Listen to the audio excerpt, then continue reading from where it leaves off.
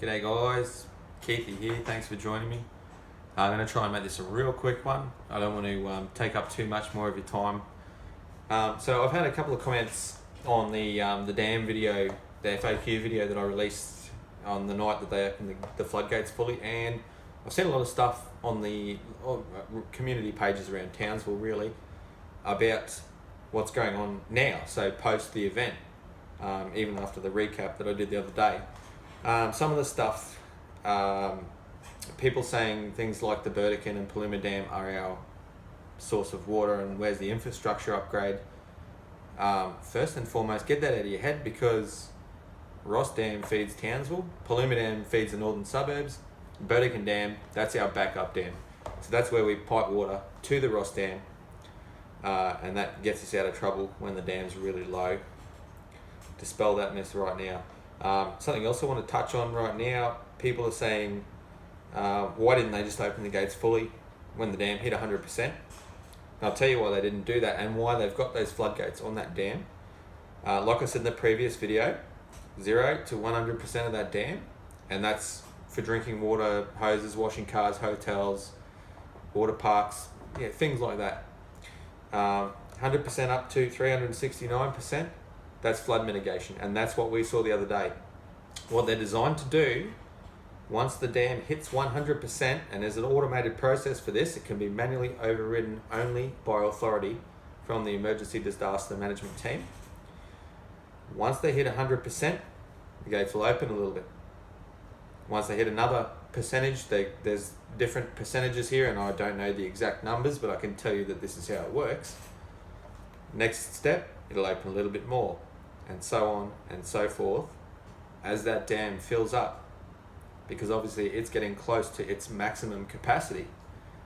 If it was to just release 100% open, which it used to do before the spill gates, there were no gates there, so the dam used to open, or didn't open because it didn't have gates.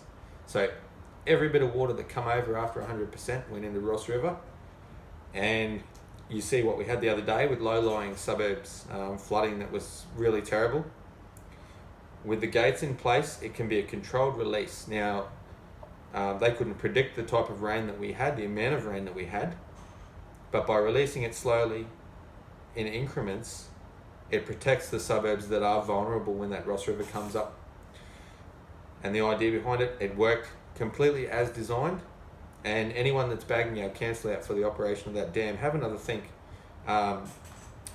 Everything worked as it should there with that dam. 100%. It got to the point, a trigger level in that dam, where the only option was to open them fully and let it all out. And that's a pure last resort thing. And that, and only then, were the gates open fully to let that 1900 litres a minute, or whatever, megalitres a minute, second, out of that dam. If they were to just let all of the water continuously flow over with the gates completely open above 100%, at the rain that we got, you'd wipe the town out straight away. So what they're doing is, by holding a little bit of it back and slowly opening the gates at different percentages, above 100% obviously, they're preventing those low-lying suburbs from getting inundated with water. And last resort, and only last resort, that's when the gates are fully opened. And that is a pure, let's save the town. It's really, really sad that the low-lying suburbs copped it. But the idea is to save the town from a massive flooding event that could have been a lot worse.